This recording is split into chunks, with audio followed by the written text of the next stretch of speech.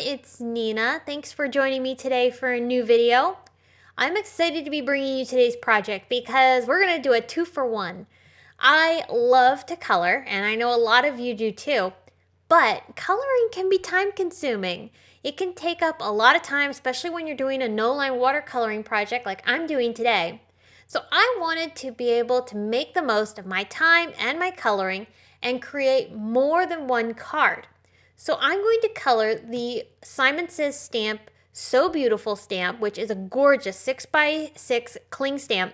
And I'm going to stamp it, color it, and then cut it in half so that I can create 2 cards out of that coloring. So here is that So Beautiful stamp. It's a little smaller than 6x6. It comes with a sentiment, which I'll be using in today's video as well. I'm going to stamp this big floral image with some antique linen distress ink. Distress ink is a great ink for no-line coloring, especially antique linen. This one's my favorite.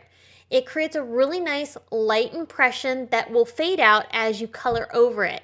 Because distress inks are water-based, they really react well with water when you're using a no-line coloring technique, and you almost don't even know that the lines are there after you've completed your coloring. Now I'm using Karin markers today to do my coloring.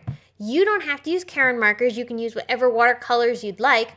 Or if you're more of a Copic marker person, colored pencils, maybe you want a totally different medium. Feel free to change out the medium. You can still make this card. I love using Karin markers because they are so vibrant.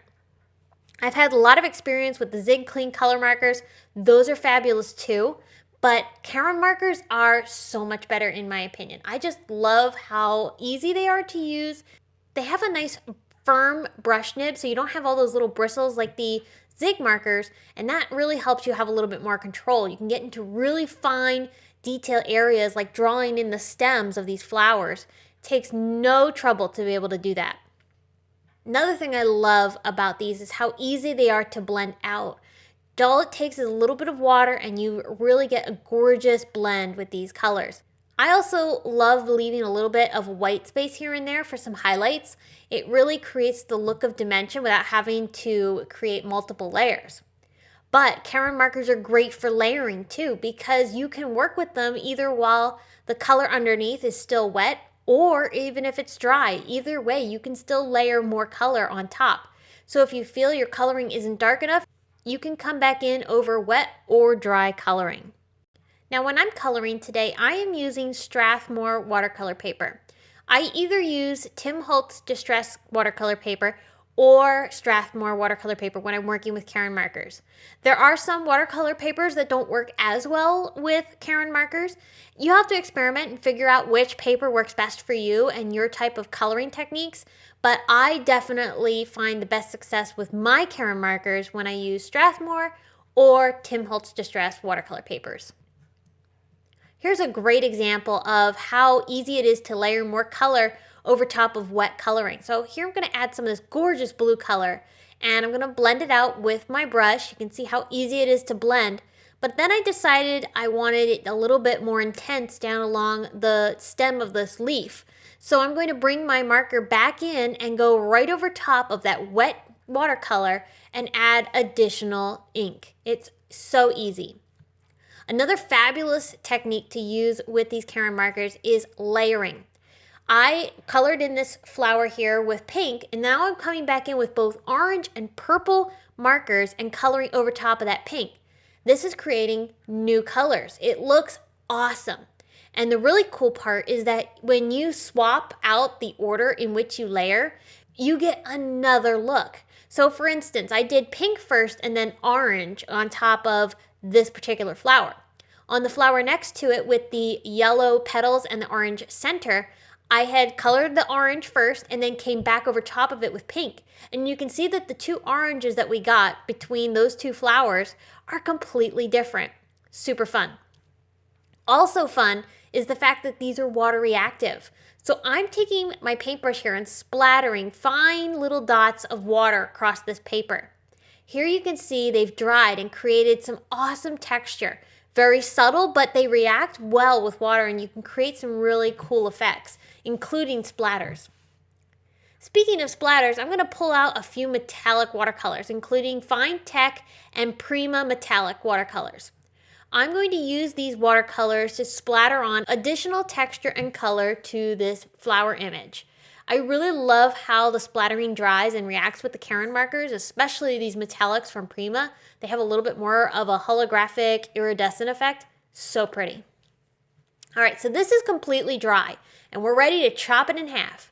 This is a 6-inch piece of paper, and I've cut it right down the middle at 3 inches. Now you could leave it as is, or like I'm doing here, I'm going to cut out the edges of the flowers. This is because around these edges, I'm going to have some ink blending for the background. You could color the background with your watercolors or markers or whatever you'd like, but I really liked the dimension that this provides, and the great blending underneath looks really, really cool. So for that blending, I'm using Peacock Feathers and Twisted Citron Distress Inks. Not Distress Oxides, I'm using Distress Ink. And I'm blending these onto mini slimline card bases with blending brushes.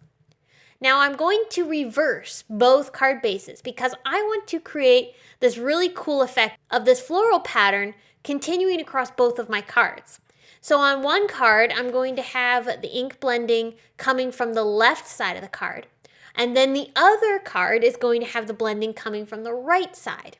So when you have the two cards sitting next to each other, they continue the picture. It's really, really cool. I love this effect. And of course, I get 2 cards out of 1, so I think it's also really fun.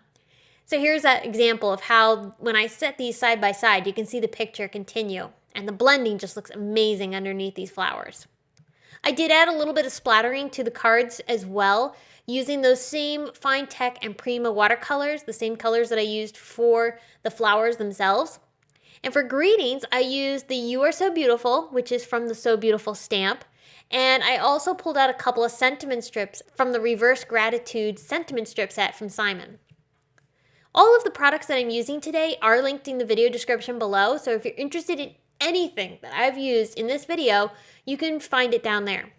So for a little bit more sparkle, I did bring in some Moonshine confetti sequins from Simon Says stamp, and the last finishing touch for my card is a sentiment on the inside.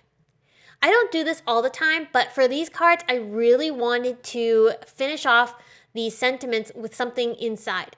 These are very encouraging cards and are great for sending to your friends. So I wanted to put some heartfelt messages from the Inside Friendship Messages stamp set from Simon Says Stamp on the inside of my card. Both of these cards feature 2 different greetings, and I stamped them both with Deep Sea ink from Simon Says Stamp. I thought that matched really nicely with the colors in the card. So these are the 2 cards that I made from one colored image, and I love them. Here's a look at the inside of the card with some really nice heartfelt messages. I really think this whole entire card set turned out so cool. I love how the coloring turned out. It's so bright, bold, vibrant, and it's totally me because I love vibrant and beautiful colors. I hope that you were inspired by today's project because I think you could really expand your coloring projects by taking a stamped image that you've colored and cutting it in half so that you can make 2 cards with it. You can save a lot of time and create some really awesome cards, especially if you really love how the coloring turned out. You get to make 2 cards and share it with 2 different people. I hope you enjoyed today's video. Please be sure to subscribe to our channel for additional inspiration. You can also find more ideas by watching the videos on screen, and be sure to stop by the blog for additional inspiration. I'll be back soon with more to share, but until next time, I hope you all have a very, very happy and wonderful day.